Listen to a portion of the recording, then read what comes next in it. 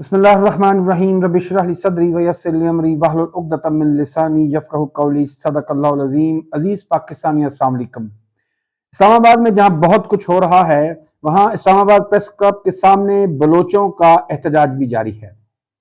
Doctor ماہ رنگ بلوچ کی جو تصاویر اس وقت سوشل میڈیا پر پھیل گئی ہیں، انہوں نے ہر محب وطن اور درد دل رکھنے والے پاکستانی کے دل کو خون کے آنسو رلا دیا ہے۔ وہ بہت سخت دلوں کے بھی دل نرم کرنے کے لیے کافی ہے۔ بڑے بڑے بیانیے، بڑے بڑی پریس کانفرنسز اور بڑے بڑے دعوے، بڑے بڑے زرعی معاشی انقلاب لانے کے منصوبے ماہ رنگ بلوچ کی آنکھوں میں ان آنسوؤں کے سامنے بہت چھوٹے رہ جاتے ہیں۔ ریاست کا فرض بنتا ہے کہ وہ ماں کی طرح بہیو کرے۔ بلوچ بھائی آبادی کے لحاظ سے پاکستان کا سب سے چھوٹا یونٹ ہے، لیکن رقبے کے لحاظ سے سب سے بڑا یونٹ ہے۔ یہاں کی کم آبادی کے پاس بے پناہ وسائل ہیں، مگر بدقسمتی سے 76 سال سے بلوچوں کو ان کے وہ بنیادی انسانی اور شہری حقوق نہیں دیے گئے جو ہر پاکستانی اور ہر زندہ ذی شعور انسان کا بنیادی حق ہے۔ اور یہی وجہ ہے کہ آج وہ شہر اقتدار اسلام آباد کی گلیوں میں ذلیل و خوار ہو رہے ہیں۔ حامد میر کے گزشتہ روز کے بیان کہ انہوں نے مسنگ پرسن میں سے 50 افراد کی جو لسٹ عطا طارر اور رانا ثناء اللہ کے حوالے کی، ان کو بعد میں پکڑ کر مارا گیا۔ ایک ایسا خوفناک انکشاف ہے جس نے جلتی پر تیل کا کام کیا ہے۔ انٹرنیشنل میڈیا ہو یا قومی میڈیا، سبھی اس معاملے کو بڑی توجہ سے دیکھ رہے ہیں، غور سے دیکھ رہے ہیں۔ ہمارا الیکٹرانک میڈیا کمپرومائزڈ ہے، وہ قوم کو سچ دکھانے اور بتانے کی استطاعت کھو چکا ہے۔ ان کے مالکان نے جیبوں میں کروڑوں روپے کے اشتہارات ڈال لیے ہیں، اور ان کے اینکرز پرسن جو ہیں وہ اپنی ذاتی کمزوریوں، خامیوں اور لفافوں کے ہاتھوں بک چکے ہیں یا مجبور ہیں۔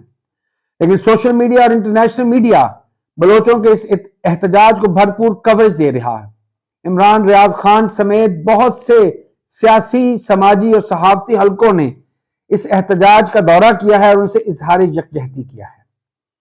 ریاست پاکستان کو سوچنا چاہیے کہ ڈاکٹر ماہ رنگ بلوچ کی یہ تصاویر کہیں ریاست کی بنیادوں کو کھوکھلا تو نہیں کر رہی، کہیں عوام کے ریاست سے تعلق کو کمزور تو نہیں کر رہی۔ باوجود اس کے کہ اس وقت پاکستان کے ہر کونے میں انسانی حقوق کی خلاف ورزیوں اور شخصی آزادیوں کو پامال کرنے کا ایک ایسا سلسلہ جاری ہے جس کی مہذب دنیا میں مثال نہیں ملتی۔ مجھے سمجھ نہیں آتی کہ ہم نے یہ سب کہاں سے مستعار لیا ہے۔ ہم تو خود کو بڑے مہذب کہتے تھے، ہم تو خود کو اسلام کا قلعہ اور ہندوستان کی تہذیب و تمدن کے گہوارہ کہتے تھے، ہم خود کو بڑے عزت دار اور غیرت مند کہتے تھے، مگر جو کچھ پچھلے 20-21 مہینے میں پاکستان میں ہوا ہے، کم سے کم وہ مہذب دنیا میں تو نہیں ہوتا، شاید کسی بنانا ریپبلک میں ہوتا ہو۔ ایسے میں کہ جب ہم دشمن کے بچوں کو پڑھانے کے دعوے دار تھے، ہماری خواہش تھی کہ ہم دشمن کے بچوں کو پڑھائیں تاکہ وہ دہشت گردی نہ کرے، تاکہ وہ خود کش حملے نہ کرے، تاکہ وہ ہمارے معصوم بچوں کو نہ مارے، لیکن پچھلے 21 مہینے کے دوران ریاست پاکستان نے دشمن کے بچوں کو تو نہیں پڑھایا، لیکن اپنے بچوں کو، عام پاکستانیوں کے بچوں کو ایک ایسا سبق پڑھایا ہے جو شاید وہ کبھی نہ بھول سکے۔ وہ بچے جنہوں نے اپنی ماں، بہنوں اور بیٹیوں کے سروں سے چادریں کھچتے دیکھی ہیں، جن کے گھروں کی چار دیواری اور گیٹوں کو رات کو 2-2 بجے پولیس والوں نے آ کر توڑا ہے اور ان کو پامال کیا ہے، جنہوں نے اپنے باپ، بھائی، دوستوں کو گرفتار ہوتے دیکھا ہے، جنہوں نے پاکستان کی عورتوں کو بغیر کسی جرم کے جیل کی چکی میں 7-7، 8-8، 9-9 مہینے گزارتے دیکھا ہے، جنہوں نے جس کی لاٹھی اس کے بھینس کی عملی شکل پاکستان میں ہوتی دیکھی ہے۔ برائی سے متعلق ہر محاورہ جو ہم نے اردو، پنجابی اور انگریزی میں سنا اور سیکھا اور سمجھا تھا، وہ آج ہمیں پریکٹیکلی پاکستانی معاشرے میں ہوتا نظر آ رہا ہے۔ آخر یہ ہم نے کیا کیا ہے؟ ہم اپنے بچوں کو ایک ایسا سبق دے رہے ہیں جس کے انمٹ نقوش ان کے شعور اور ان کی فکر پر چھپ جائیں گے، باقی رہ جائیں گے۔ ریاست سے اور ریاست کے کارپردازوں سے، اور جو خود کو عقل کل سمجھ کر ریاست پر قابض ہیں، ان سے عوام کی نفرت، عوام کی بیزاری اور دوری میں دن رات اضافہ ہو رہا ہے۔ ہم ماضی سے سبق نہیں سیکھتے۔ دنیا بھر کی قوموں نے اپنے ماضی سے سبق سیکھ کر ترقی کے نئے مدارج طے کیے ہیں۔ آج وہ مغرب ہو یا مشرق ہو، ان ممالک نے اپنی ماضی کی غلطیوں سے سبق سیکھ کر اپنی قوموں کو دنیا کی صف اول کی قوموں میں شمار کر دیا ہے، لیکن ہم ایسا سیکھنے سے قاصر ہیں۔ آج پاکستان میں جو کچھ ہو رہا ہے اس کو دیکھنے کے بعد ہمیں سمجھ آ گئی ہے کہ آخر 7 دسمبر 1970 سے لے کر 16 دسمبر 1971 کے درمیان آخر مشرقی پاکستان میں ایسا کیا ہوا کہ جس کے نتیجے میں پاکستان بنانے والوں نے، قرارداد پاکستان پیش کرنے والوں نے، مسلم لیگ کی بنیاد رکھنے والوں نے، ہندوستان میں مسلمانوں کی سیاست کی بنیاد رکھنے والوں نے آخر قائد کے جناح کے پاکستان کو 2 لخت کیوں کیا؟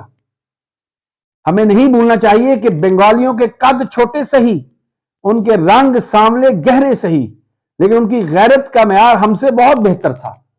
تاریخ گواہ ہے کہ مشرق سے جب انگریز نے ہندوستان کی فتح کا آغاز کیا تو سب سے پہلے انہیں بنگالیوں نے ٹکر دی اور پھر مقابلے کی ٹکر دی۔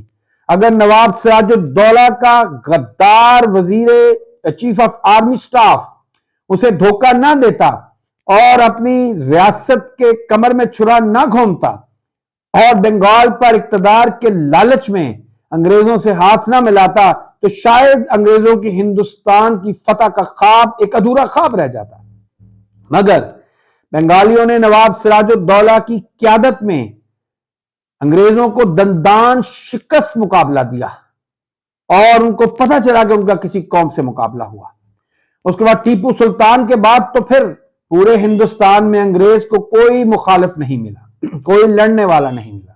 اور یہ بدقسمتی کہ ہم پنجابیوں، سندھیوں، پختونوں اور بلوچوں، یہ جو مغربی پاکستان تھا، ان کے کردار پر سوال اٹھاتا ہے۔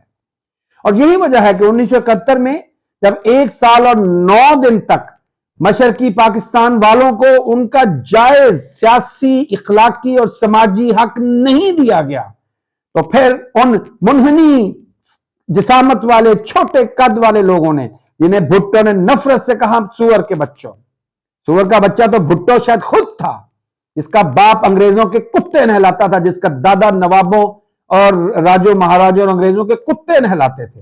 اس نے بنگالیوں کو سور کا بچہ کہا، انہوں نے کہا میں تمہاری نسل بدل دوں گا۔ آج بھٹو کی نسل بدل گئی ہے، آج بھٹو کی نسل کی جگہ زرداریوں کی نسل آ گئی ہے۔ لیکن بنگالیوں نے اپنا حق چھین کر لیا، اپنی آزادی چھین کر لی۔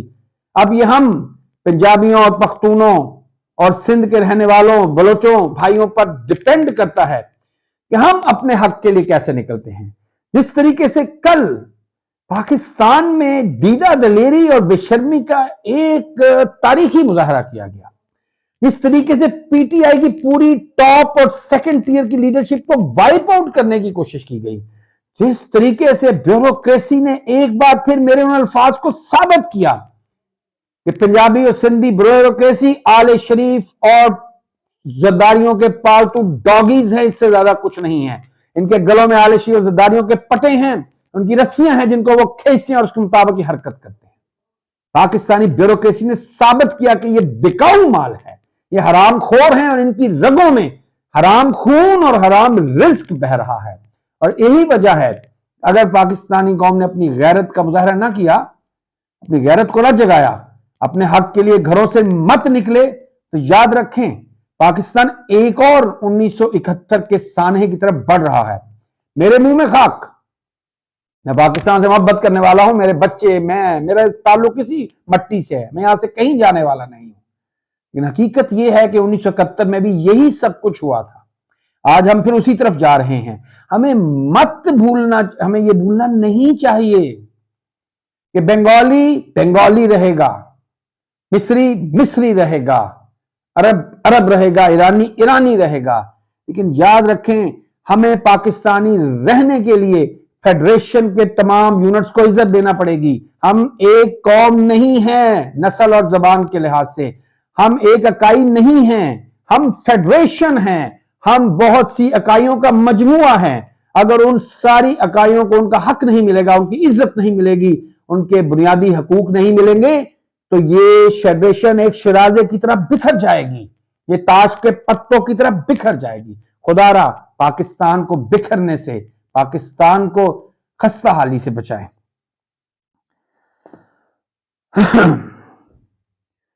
मरियम नवाज सनम जावेद खान से इस तरह खौफजदा है कि इसकी मिसाल नहीं मिलती। खुद को बड़ी लीडर कहने वाली एक आम कारकुन से खौफजदा है।